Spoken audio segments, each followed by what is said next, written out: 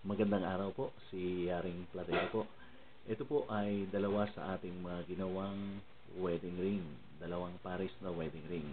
Hindi na po natin ipinakita yung procedure ng ating paggawa dahil pareho lang po or simple lang po yung mga procedures natin sa paggawa ng wedding ring. Pero ito po ay 100% handcrafted po natin. Hindi po ito comparable sa mga machine-made, yung mga wedding ring na ampaw. Ito po ay solid gold at standard pa rin po yung ating pagtunaw at pag-aaloy sa ginto. Kaya ito po ay presentation na lang yung ating ipinapakita at para ma-explain na rin po natin ang ating paggawa ng wedding ring ay hindi po comparable sa mga machine made. Yan po.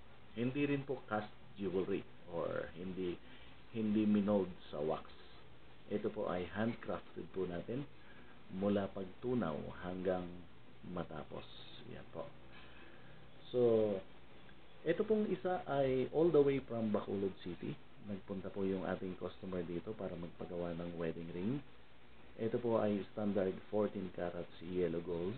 Combination po ng white gold sa gitna. Hindi po two-tone.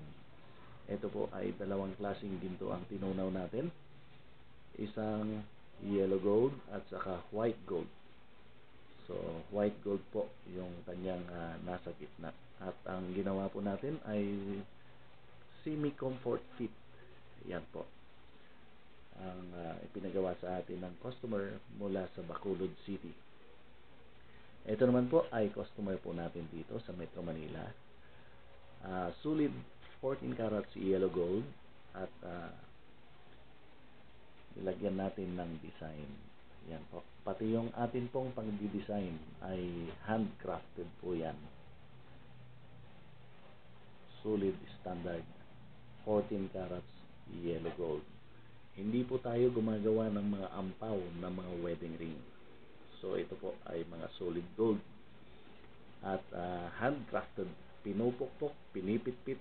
Yan po yung paggawa ni Yaring Platero ng mga jewelries na mga gold. So kahit magiging lola na ang mga magsusuot, pwedeng kahit ipamana nila sa kanilang kaapu-apuhan ay buhay pa rin po ang mga wedding ring na to. Yan po. So ito po ang mga ginawa nating wedding rings.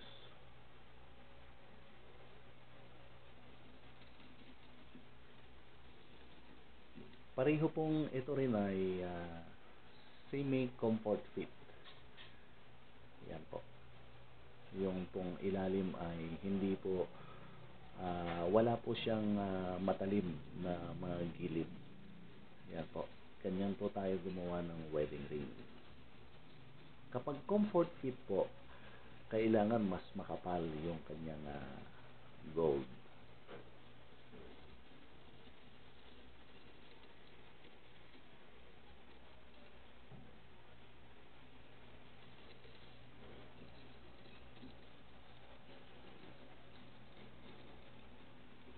Yan po.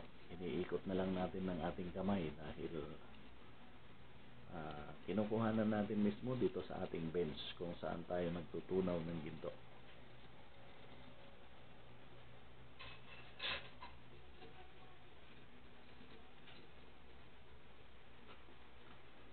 So yan po ang ating mga ginawang dalawang pares na wedding ring para sa ating mga customers. Si Yaring Platero po. Good day!